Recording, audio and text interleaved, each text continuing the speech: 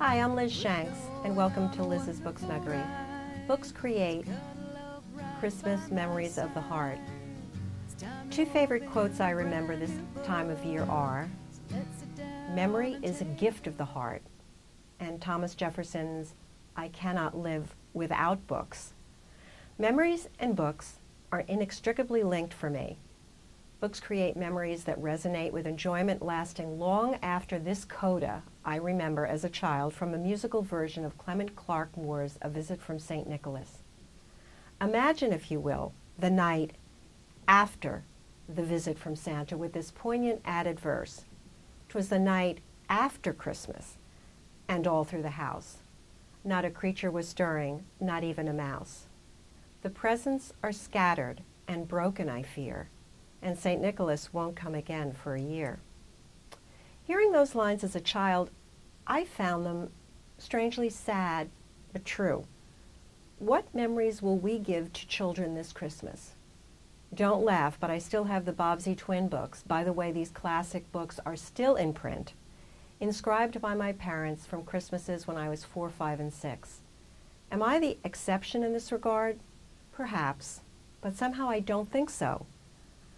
I tried hard, but I have no memory of the toys that were under the tree that year or where they are. But each time I pick up those books, I am immediately linked to Christmas memories of years past and of the pleasure those books gave as I read and reread them. Anita Silvey, former publisher of children's books, former editor of The Horn Book, and regular speaker on children's literature, echoes this feeling when she said in the introduction to her book, "Everything I need to know, I learned from a children's book." When we give children's books, we become part of their future, part of their most cherished memories, and part of their entire lives. Children's books change lives.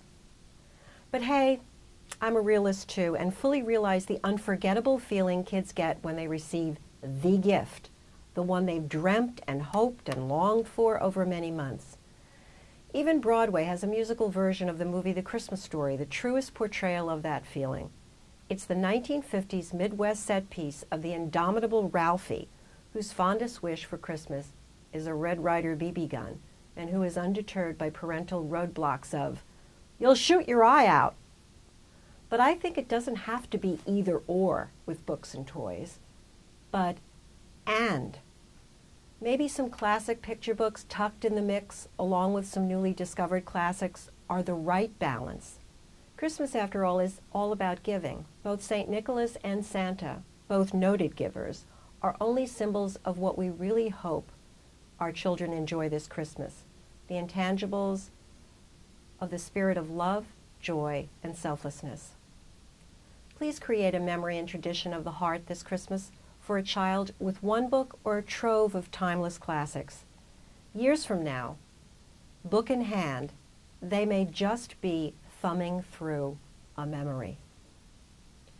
To help you get started, I've selected some classic and new Christmas books I found that are beautiful and acknowledge the secular and religious balance to Christmas that parents struggle with each year.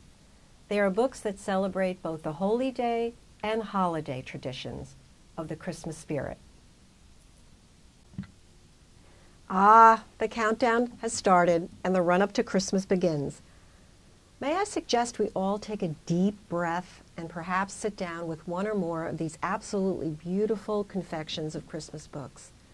Any or all are sure to please the young readers in your family, or even to take along as a gift when you go visiting to friends who have young ones. A lap, a book with a child cuddled up for a read, is a surefire recipe for a Christmas treat. So here are my selection of treats. This particular book, called A Small Miracle by Peter Collington, is one of my favorites. When I discovered this gem of a Christmas book, quite by accident, I thought that I would love to share this picture book with picture book lovers everywhere. It is a title and author I had never heard of before, but maybe you have. For those of you who haven't, Peter Collington is apparently the master of the wordless picture book, And here in 96 wordless paintings that are a modern parable, you will see why. The Small Miracle in Publishers Weekly 12th Annual Off the Cuff Awards had booksellers choose A Small Miracle as the book we're sorriest to see go out of print. And thankfully, it hasn't.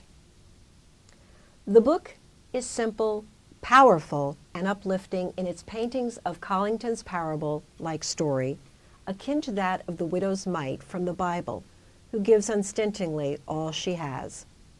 Here, a poor elderly woman on Christmas Eve in a busy and prosperous English countryside village sees an act of vandalism in a church. Though she is unable to stop the thief, she finds the nativity figures in disarray on the floor. Seeing the darker side of humanity in this act, its desperation does not deter her from trying to right a wrong as best she can. This is a miracle of a book whose impact you have to experience, and once you do, I think you may be enchanted by its simple charity of the human heart that never ceases to want to give. Peter Collington has created in his picture book a living, wordless Christmas tableau, and it literally does come to life through the love of one woman. Listen to some of the reviews. With gentle touches of humor, Collington weaves his wordless magic once more in this delicately painted story of kindness rewarded, from School Library Journal. This is a Christmas miracle like no other, with such richness in image and story that children will return to it again and again.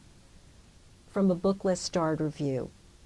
Amid the hustle and bustle of jostling crowds this Christmas, as each of us tries to recall the ancient traditional story attached to why we are celebrating, perhaps a quiet moment shared with a child, accompanied by the wordless picture book of Peter Collington called A Small Miracle, may nudge us gently into remembering. I thought long and hard before I decided to give this Christmas sign-off for the Snuggery. I dithered, thinking, is this the image I want left on the internet forever and ever? But then I reasoned, I love hats, and what's wrong with spreading some musical holiday cheer to all my readers at Liz's Book Snuggery, and to thank them for visiting the site this year and for leaving the comments that I so enjoy reading. So, Merry Christmas from Liz's Book Snuggery.